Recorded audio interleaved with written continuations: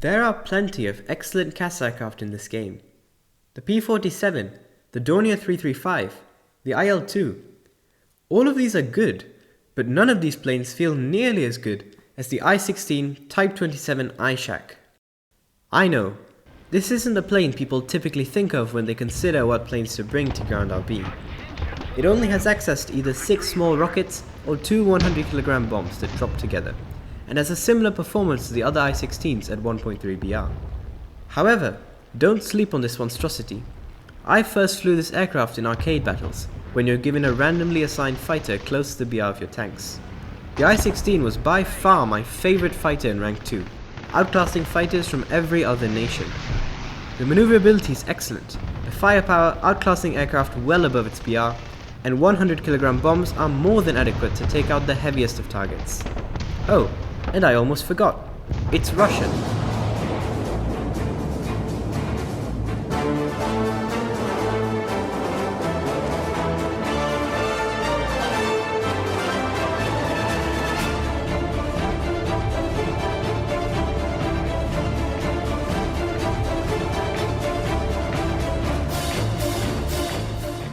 The I-16 is far too good for its own BR.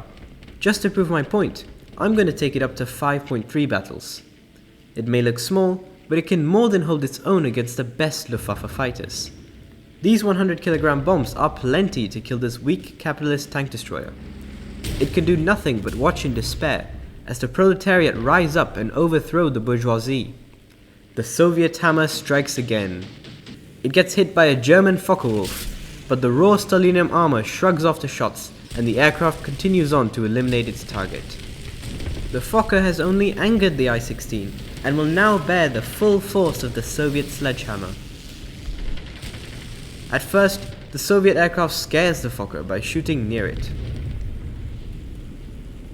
The German pilot proceeds to wet his pants in sheer terror and tries to get away. But there is no escape from the spectre of communism. The old Fokker goes down, and the hammer searches for its next target. A twin Bf-109 does a little loop-de-loop in front of me for no reason. I don't know who thought welding 2 perfectly capable fighters into that clunky excuse of an airplane was a good idea, but that engineer deserves a one-way train ride to Auschwitz. The unfortunate pilot that was forced to fly in that eyesore has absolutely no chance of winning a dogfight against the best fighter aircraft on the planet. And after some incredibly skillful aim by the expertly trained Russian pilot, the 109 falls apart faster than the German front lines in 1945.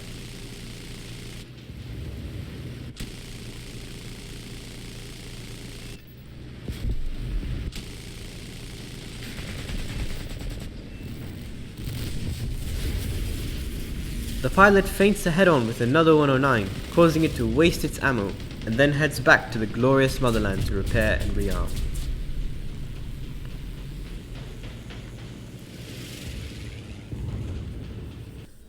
This pilot knows exactly what he's doing as he conducts a textbook landing even in difficult weather conditions, and manages to get the aircraft back to the airfield in one piece. On rush the invisible Soviet mechanics, the envy of the German Air Force. Their incredible speed and skill allows them to fully repair and rearm a heavily damaged aircraft in just 30 seconds, and they use advanced Soviet technology to teleport it to the start of the runway to begin its takeoff run.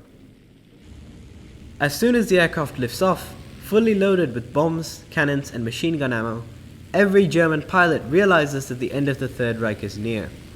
A single I-16 is more powerful than the entire German Air Force in 1861, and even the modernized Luftwaffe of 1945 will struggle against such a fearsome opponent. The I-16 deploys pink smoke to spread awareness of breast cancer during Breast Cancer Awareness Month, before continuing on to its next target. Nazism has been defeated and the Third Reich is no more, but now the greatest threat to the Soviet Union is capitalist America. Ruled by rich and greedy corporations, the workers of the USA are oppressed by a brutal democratic regime that pacifies their complaints with empty promises and rigged elections. But the ruling classes tremble at a communistic revolution. It is the civic duty of Papa Stalin to destroy all American bombers and show them once and for all who really won the Cold War.